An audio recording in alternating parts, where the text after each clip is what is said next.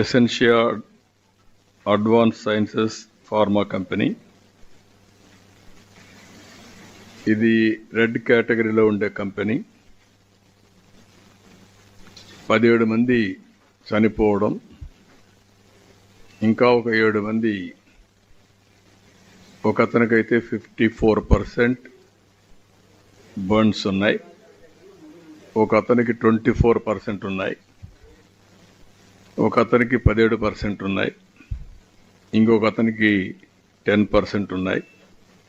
మిగిలిన వాళ్ళు more or less తక్కువగా ఉన్నాయి. అవి కొద్దిగా నామినల్ ఇంజురీస్ కానీ కొంచెం సీరియస్ ఇంజురీస్ కానీ ఉన్నాయి. ఏదైతే చెస్ట్ బోన్ ఒకటి బ్రేక్ కావడం ఇలాంటి సంఘటనలు కూడా ఉన్నాయి. నేను వస్తానే ముందు వాళ్ళ దగ్గరికి వెళ్ళాను.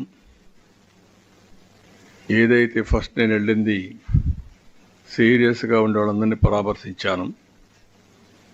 ఆ తర్వాత హాస్పిటల్కి వెళ్ళి కేజీహెచ్కి వెళ్ళి ఎవరైతే హాస్పిటల్లో డెడ్ బాడీస్ అన్ని పోస్ట్ మార్టంకి వచ్చి కుటుంబ సభ్యులు బాధితులు వచ్చారు, వాళ్ళని పరామర్శించాను, ఓదార్చాను. కానీ కొన్ని సంఘటనలు చూస్తే చాలా బాధేస్తుంది. 4 నెలల ప్రెగ్నెంట్, లేకుంటే ఒక బాబు కూడా 2 ఏళ్ళు కూడా కాలేదు మ్యారేజ్ అయ్యి, అతను చనిపోయి ఆ అమ్మాయిని చూస్తే చాలా బాధేస్తుంది. ఇలాంటి సంఘటనలు చాలా సంఘటనలు, ఒక హృదయ విదారకమైన సంఘటనలు జరిగాయి. అవి చూసిన తర్వాత వాళ్ళందరితో మాట్లాడి ఒక భరోసా ఇచ్చాం. భరోసా ఇచ్చి మొత్తం అనౌన్స్మెంట్ కూడా మీరు ఒకసారి చూస్తే బాధితులందరికీ, చనిపోయిన వాళ్ళందరికీ 1 కోటి రూపాయలు ఆర్థిక సహాయం చేయడం,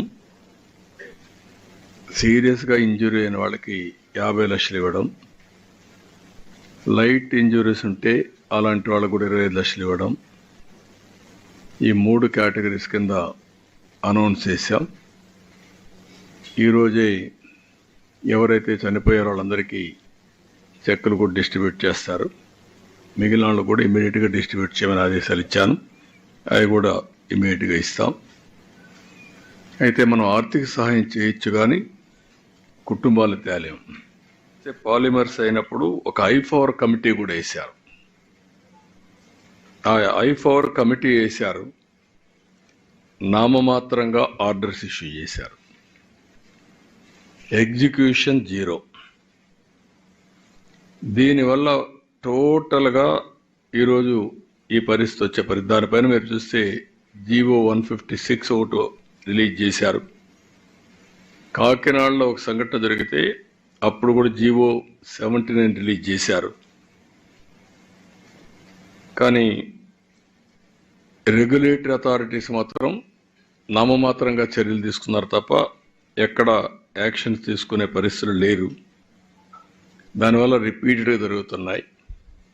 ఏది ఏమైనా దీన్ని నేను డీటెయిల్స్ అన్నీ కూడా ఎప్పటికప్పుడు చెప్తాను, కానీ నేను ఇంకా డీటెయిల్స్ ఫర్దర్గా వెళ్ళడం లేదు. ఫర్మ్ యాక్షన్ తీసుకుంటే తప్ప ఇక్కడ ఇవన్నీ కూడా ఫుల్ స్టాప్ పెట్టలేం. I want to go very clearly. నేను ఒకసారి అప్పీల్ చేస్తున్నా ఆల్ ఇండస్ట్రియలిస్టులకి, మీరు కూడా ఈ రెడ్ కేటగిరీలో ఉండే ఇండస్ట్రీస్ అన్నీ మీరు జాగ్రత్తలు తీసుకోవాలి. మీరు మాకు కూడా గవర్నమెంట్కి కానీ ప్రజలకు కానీ ఇండస్ట్రీ రావాలి, ఎంప్లాయ్మెంట్ కావాలి, వెల్త్ క్రియేట్ చేయాలి.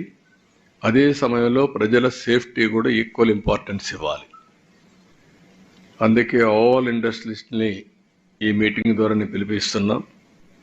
ఇమ్మీడియట్గా మీరు సేఫ్టీ మెజర్స్ అన్నీ మీరు ఇంటర్నల్ ఆడిట్ చేయండి.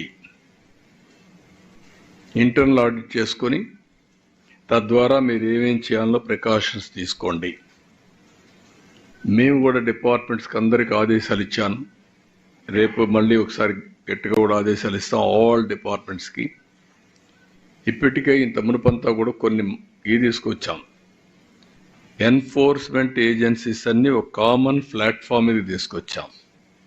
ఎవరి పాటికి వాళ్ళు పోయి ఇండస్ట్రీస్ అంతా కూడా ఎవ్రీడే పోయి గొడవ చేయడం కంటే either pollution board, pollution control board, or labour or boilers, factories, legal metrology, వీళ్ళు 5 కూడా కంబైన్డ్గా వెళ్ళి ఇంకా కొన్ని ఏజెన్సీస్ ఉన్నాయి రెడ్ కేటగిరీ ఇండస్ట్రీస్కి, వీటికి వీళ్ళందరూ కూడా కంబైన్డ్గా వెళ్ళాలి, టీమ్గా వెళ్ళాలి. అది కూడా సిస్టమ్ డ్రివన్ సెలెక్షన్ వీళ్ళు చేయడానికి వీలు లేదు. ఆ రోజు మేము పెట్టింది అవి కూడా అనలైజ్ చేయమన్నాను ఇండస్ట్రీస్ మినిస్టర్ సెక్రటరీని. ఒక సిస్టంలోనే వస్తుంది, ఎవరు అడిగే పని లేదు, వాళ్ళు పోయి చెక్ చేస్తారు. చెక్ చేసిన తర్వాత రిపోర్ట్ ఇస్తారు 24 అవర్స్లో. అవి కంపైల్ చేసి మళ్ళా సిస్టంలో పెట్టాలి. అది పెట్టిన తర్వాత ర్యాండమ్ కింద మళ్ళీ అవసరమైతే ఒక ఆడిట్ చేస్తాం వేరే పార్టీని పంపించి, వీళ్ళు కాకుండా. అలాంటి చేసి ఇండస్ట్రియలిస్ట్కి ఎవరికి ఇబ్బంది ఉండకూడదు. అదే సమయంలో వీళ్ళు ఎక్కువ డబ్బులు సంపాదించాలి అనే ఉద్దేశంతో అసలు సేఫ్టీ మెషర్స్ ఫాలో కాకపోతే మాత్రం చాలా ప్రమాదం వస్తుంది. అందుకే ఈ సంఘటన ఒక ఆధారంగా తీసుకొని ఒక ఎంక్వైరీ కమిటీని ఇస్తున్నాను, high level committee. They will go through total scrutiny. ఈ ఇండస్ట్రీలో ఏమేం జరిగింది, ఏమేమి ల్యాప్సెస్ ఉన్నాయి. ఈరోజు నేను చూశాను ఇండస్ట్రీలో ఉండే అవకతవకలు కూడా, వాళ్ళకుండే ఇబ్బందులు కూడా. ఒక అతను ఇండస్ట్రీ పెట్టాడు, అతనికి ఉండే ఆర్థిక ఇబ్బందుల్లో కానీ వాళ్ళకుండే దీంట్లో ఇంకొక పార్ట్నర్ని తెచ్చుకున్నారు. ఆ పార్ట్నర్ వచ్చి ఇప్పుడు మనం చూస్తే ఇద్దరు, ఫస్ట్ యాదగిరెడ్డి పెట్టాడు, తర్వాత డక్కన్ క్రానికల్స్ వచ్చారు, డక్కన్ కెమికల్స్ వచ్చారు. డక్కన్ కెమికల్ వచ్చిన ఇద్దరిలో గొడవలు వచ్చాయి. వాళ్ళ గొడవలు కూడా దీనికి రిఫ్లెక్ట్ అయ్యే పరిస్థితి వచ్చింది. ఈరోజు ఇంత సీరియస్ ఇష్యూ జరిగిన తర్వాత, ఇంతమంది చనిపోయిన తర్వాత ప్రమోటర్ ఎవరైతే ఫ్యాక్టరీ పెట్టాడో ఈ should have come. That is his responsibility, fundamental duty. రాకుండా ఎక్కుండే ప్లాంట్ మేనేజర్కి అప్పచెప్పేసి వెళ్ళిపోయే పరిస్థితికి వచ్చాడు. ఇంతవరకు మా అడ్మినిస్ట్రేషన్ కూడా టచ్ దగ్గర రాలేదు. అది కరెక్ట్ అప్రోచ్ కాదు. నాకు ఇండస్ట్రీస్ రావాలి, అదే మరిగా ఇండస్ట్రీస్ని గౌరవిస్తాం. మీరు కూడా బాధ్యత తీసుకోవాలి.